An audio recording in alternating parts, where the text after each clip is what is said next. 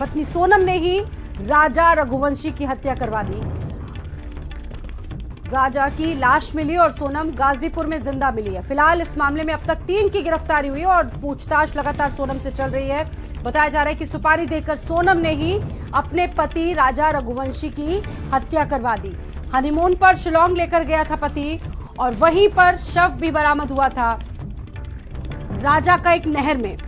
पत्नी को लगातार तलाशा जा रहा था गुपचुप तरीके से, जिस तरीके से ये महिला छुपी बैठी थी। आज आखिरकार इस मामले का, इस केस का सबसे बड़ा खुलासा हो चुका है।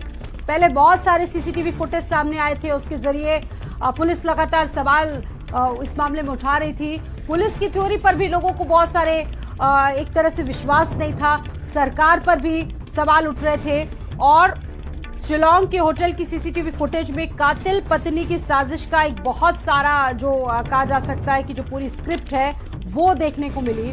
अब बड़ी बात यह है कि ये मर्डर केस अभी किसी फिल्मी थ्रिलर से कम नहीं लग रहा है, क्योंकि हर रोज नए खुलासे हो रहे हैं। सोनम की बरामदगी गाजीपुर से हुई है। इस वक्त की सबसे बड़ी अपडेट, पूरे देश में जिस तरीके से ये मामला एक बहुत सुर्खियों में था, राजा रघुवंशी हत्याकांड का पुलिस ने खुलासा कर दिया है। पत्नी सोनम ने ही राजा की हत्या करवा दी थी।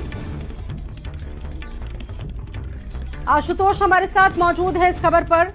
Ashutosh, Shillong honeymoon murder case, इसमें इतने सारे ट्विस्ट आ रहे हैं कि हर एक तथ्य पर विश्वास करना हर एक व्यक्ति के लिए मुश्किल है। फिलहाल बरामदगी होती है सोनम की गाजीपुर से, बहुत सारी बातें निकलकर सामने आई।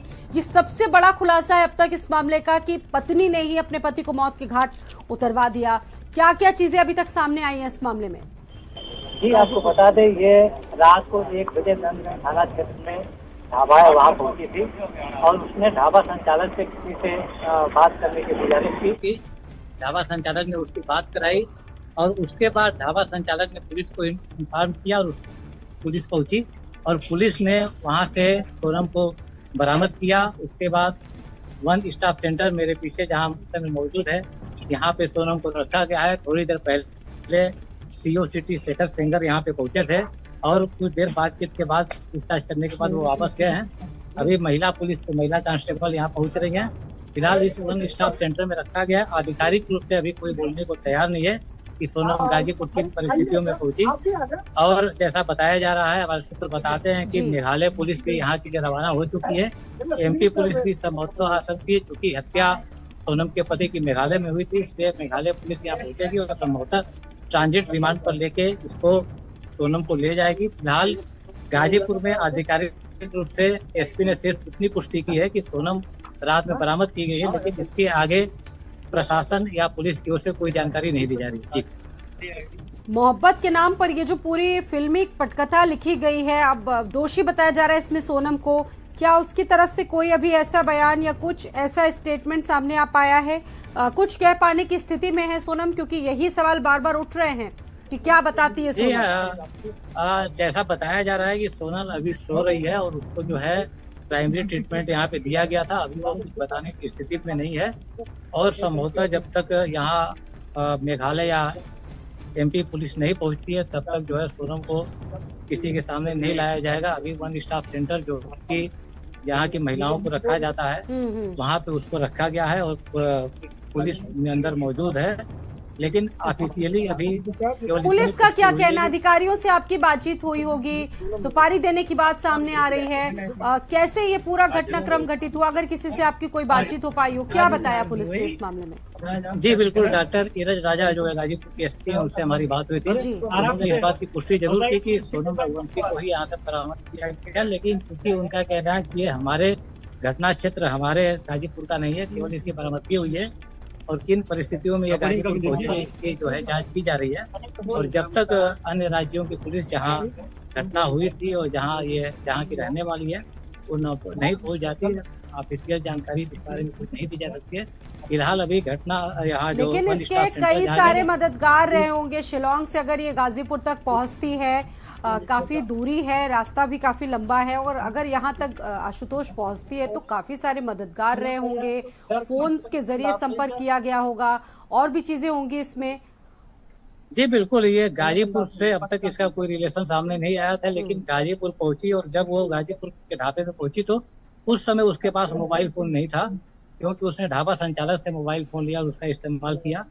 और लेकिन ये मेघालय से गाजीपुर की दूरी बहुत ज्यादा है, इंदौर से गाजीपुर से काफी दूर है, लेकिन ये हो सकता है कि सोनम किसी ट्रेन से पहुंची हो, चूंकि बिहार का बॉर्डर गाजीपुर है और बंगाल इस रास्ते से होकर जाते हैं मेघालय। हो सकता है इस रास्ते से वो निकली हो और गाजीपुर में देर रात कहीं किसी परिस्थिति में पहुंची होगी। हालांकि ये सारी बातें अभी अनऑफिशियल है। ऑफिशियली जब तक अधिकारी कुछ नहीं बोलते हैं, इस बात को समझना मुश्किल है कि सोनम जो है यहाँ कैसे पहुंची, ये क्योंकि महिला अभी भागती तक रही, इसका छुपती रही आशुतोष। अब आपके पीछे भी चूंकि बहुत सारे लोग हैं, मीडिया से जुड़े बहुत सारे लोग हैं, हलचलें बहुत तेजी से, और यहाँ तक अगर ये महिला पहुंची, आखिरकार इसके पीछे कैसे, किसने हेल्प की, कैसे पहुंची ये महिला, ये भी अभी अब जांच का विषय है कि आखिरकार इस महिला की मदद कौन कौन कर रहा था। दीपक भी हमारे साथ मौजूद हैं बिल्कुल दिल्ली से, उनसे भी एक अपडेट ले लेते हैं। काफी समय बीत चुका है और दीपक भी हमारे साथ मौजूद हैं। दीपक, आपके पास क्या जानकारी है? जिस तरीके से बहुत फिल्मी अंदाज में ये महिला छुपती रही, भागती रही, और लेकिन आज जिस तरीके से इस महिला को पुलिस ने गाजीपुर की पलक पकड़ लिया है, बड़ा खुलासा हुआ है। और बड़ी बात ये कि महिला ने अपने पति का मर्डर करवाया, राजा को मौत के घाट उतारने वाली भी महिला यही है, सामने आ चुका है। और क्या तथ्य सामने आए इसमें? जी बिल्कुल साथी, जिस तरह से ये पूरा मर्डर कांड देखा जाए, जिस तरह से 20 मई को दोनों दंपति शिलोंग पहुंचते हैं हनीमून के लिए और 23 मई को दोनों वहां से लापता हो जाते हैं। उसके बाद लापता होने के बाद कई सवाल खड़े हो जाते हैं, मानव तस्करी से लेकर के कई ऐसे संदिग्ध बातें थी जो सामने आ रही थी। लेकिन जब 7 दिन के बाद राजा की लाश सामने आती है तो उसके बाद और भी सवाल गंभीर खड़े हो जाते हैं। लेकिन 17 दिन के बाद जब सोनम को गाजीपुर से गिरफ्तार किया गया और जब यह स्पष्ट हुआ कि सोनम ही अपने पति की कातिल निकली, क्योंकि जिस तरह से हम देखें महिलाओं की क्रूरता का यदि हम जिक्र करें तो ये पहला ऐसा वारदात नहीं है, चाहे हम उत्तर प्रदेश की मुस्कान कांड का देख ले या फिर हम बेंगलोर के अतुल सुभाष की बात कर ले, तो ये तमाम ऐसे केसेस हैं जहां पे महिलाओं से उत्पीड़ित होकर के पुरुष आत्महत्या करते हैं या फिर महिलाओं के अवैध प्रेम संबंध की वजह से पति लेकिन ये जो जाते हैं। महिला है, और नया मामला ये जो महिला है जिसकी बरामदगी हुई है, इसके पिता का साफ कहना है कि ये महिला को गलत ठहराया जा रहा है, हमारी बेटी बिल्कुल बेगुनाह है, उसकी कोई भी गलती नहीं है। मेघालय पुलिस पर सीधे सीधे आरोप मढ़ दिए हैं। अब बड़ी बात ये, जांच होनी चाहिए इस मामले में, सीबीआई जांच की मांग भी कर रहे हैं सोनम के परिवार वाले। जी बिल्कुल, यहाँ पे यदि बयानों का जिक्र करें स्वाति तो यहाँ पे 2 बयान सामने आए हैं। एक सोनम के भाई का बयान सामने आया है जहाँ पे साफ तौर पे कहा गया है यदि सोनम दोषी है तो उसको फांसी पे चढ़ा देना चाहिए। वहीं उसकी पिता की जो बयान सामने आए हैं उसमें वो साफ तौर पे कहा गया है कि सोनम निर्दोष है और सोनम पे ये आरोप लगाया जाता है। लेकिन सवाल यहाँ पे ये है यदि सोनम निर्दोष है तो 17 दिन तक सोनम छिपी कहाँ थी, क्यों वो छिपी रही, क्यों वो शिलोंग से भाग करके उत्तर प्रदेश पहुंची थी। और लगातार यदि वीडियोज जो सामने आए हैं जहाँ पे वो हनीमून के लिए गई हुई थी तो ये भी कहा जा रहा था कि 3 और संदिग्ध लोग सोनम के साथ उस वक्त मौजूद रहे और लगातार वो सोनम को फॉलो करते रहे। और साथ ही जो तस्वीरें सामने आई थी उसमें ये भी देखने को मिल रहा था कि सोनम जगह जगह जाने के बाद किसी के साथ लोकेशन शेयर कर रही थी, बार बार वो मोबाइल से बातचीत करे। तो इन तमाम जो गतिविधियां थी इसको लेकर के ये स्पष्ट हो रहा है कि इस मर्डर कांड में सोनम का बहुत ही महत्वपूर्ण भूमिका है। लेकिन जब जांच की बात आती है तो जाहिर सी बात है जांच भी की जाएगी और जांच होने के बाद यह स्पष्ट हो पाएगा कि सोनम की इसमें भूमिका क्या रही है। हालांकि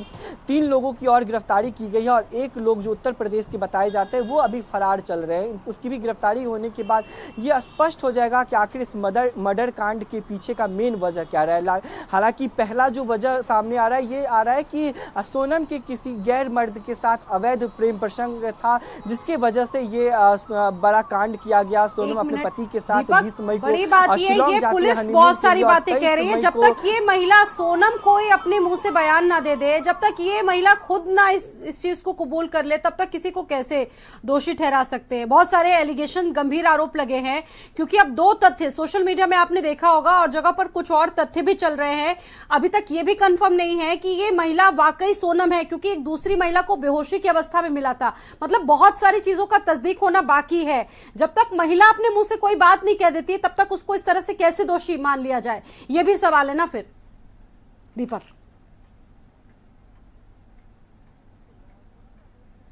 जब पुलिस के आधिकारिक बयान सामने आएंगे क्योंकि जो मेन बयान है वो सोनम का ही दर्ज किया जाएगा आखिर।